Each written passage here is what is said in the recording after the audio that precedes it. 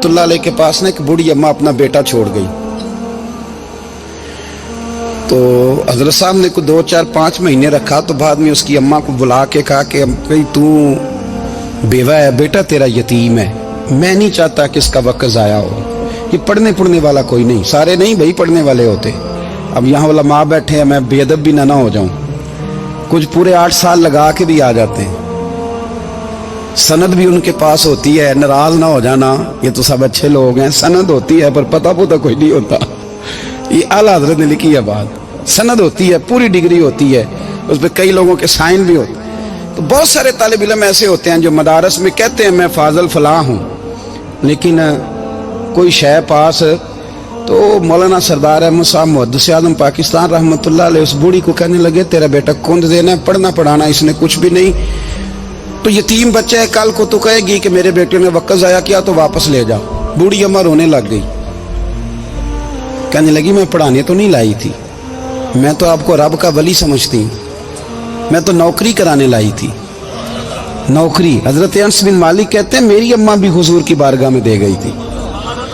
तो हुजूर की बारगाह में ये नहीं कहा था कि या रसूलल्लाह पढ़ा दें, हाँ मैं जिम्मेदारी से बात कर रहा हूँ। ये नहीं कहा था हुजूर मुजाहिद बना दें, ये थोड़ी कहा था कि या रसूलल्लाह सल्लल्लाहु तआला अलैहि वसल्लम से मुफस्सिर मुहद्दिस मुहक्किक मुफ्ती बना दें।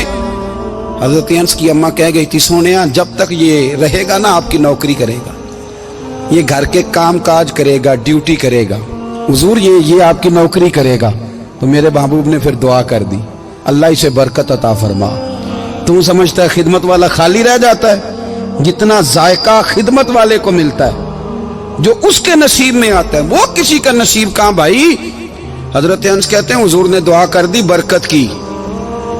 मुझे तो खेती बाड़ी आती भी नहीं थी, पर लोगों के बाग में साल में 1 दफा फल लगता था, मेरे बाग में 2 दफा लगता था। हुजूर ने दुआ कर दी अल्लाह इसे औलाद दे।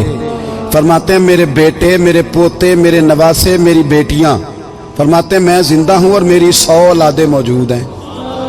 परेशान हो गया 100 सुन के बच्चे 2 ही अच्छे, 100 औलादे मेरी मौजूद हैं। हजरत अनस भी मौलाना सरदार अहमद साहब के पास ना छोड़ गई बच्चा, कहने लगी हजरत जी मैं को पढ़ाने के लिए थोड़ा छोड़ गई हूँ, मैं तो इसलिए छोड़ के गई हूँ कि आप मेहरबानी करें, खिदमत कराएं। तो हजरत जी कहने लगे कोई ऐसा काम ही नहीं, खिदमत वाला क्या कराऊं। कहने लगी पट्ठे पवा लिया करो जी। लड़ पेंदे ने, कहने ने बच्चे काम कर दें मदरसे का। हालांकि अब कहाँ बच्चे काम करते हैं, अब तो गुजर गया दौर, अब तो बच्चे काम कराते हैं। अब बच्चे भी नाराज हो रहे हैं, घूर घूर के देख रहे हैं। सही कह रहा हूँ आपको, बच्चे काम कराते हैं, बच्चे कहाँ काम करते हैं।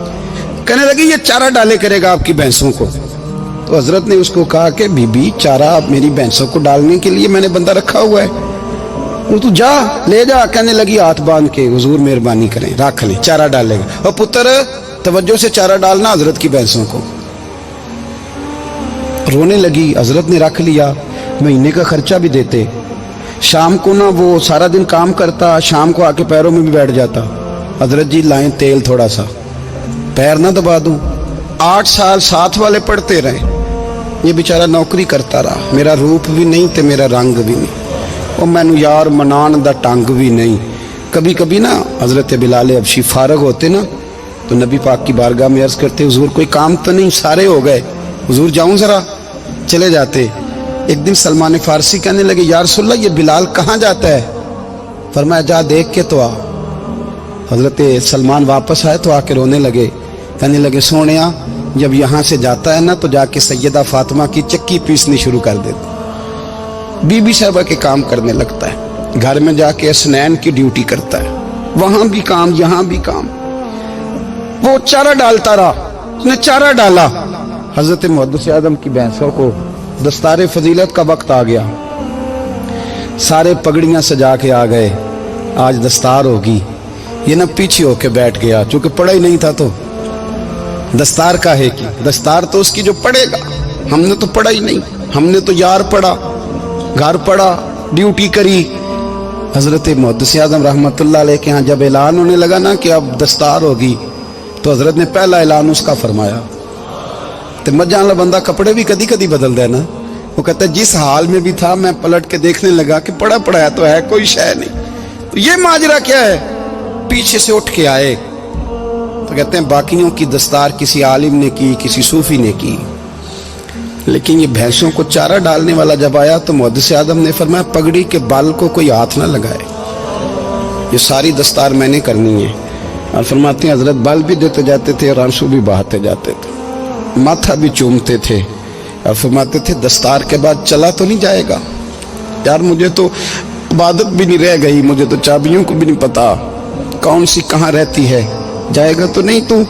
तो रो पड़ा, कहने लगा सोने जाए तो वो जिसके पल्ले कुछ है हो, आता जाता तो है कुछ नहीं, मुझे किसने रखना है, मैंने कहाँ जाना है, इधर कहाँ, तो इधर ही रहूंगा। वो उस तालिब इल्म के सारे उस्ताद भाई कहते हैं उसने दस्तार कराई, पढ़ा पढ़ाया कुछ नहीं, पर जो मसला अड़ जाता था ना, वो जो अड़ जाता था ना, वो जाके उससे पूछते थे तो किताबें खोलने की जरूरत नहीं पड़ती थी।